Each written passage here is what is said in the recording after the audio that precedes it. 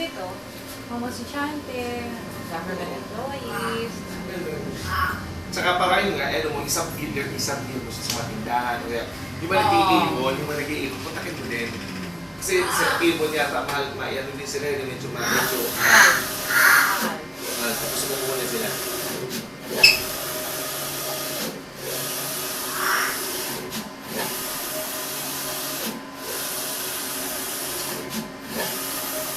Ano na?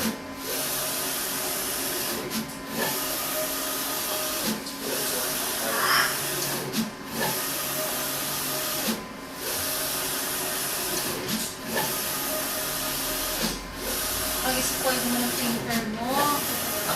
Wala. Ano nga siya nakatahinga. Literally. Kaya mo malinis ka. Hindi ka ba? Kung tatignan nyo yung tubig dito, detail na detail. Tignan yung tubig, oh. Detalyadong detalyado yung pagka-print.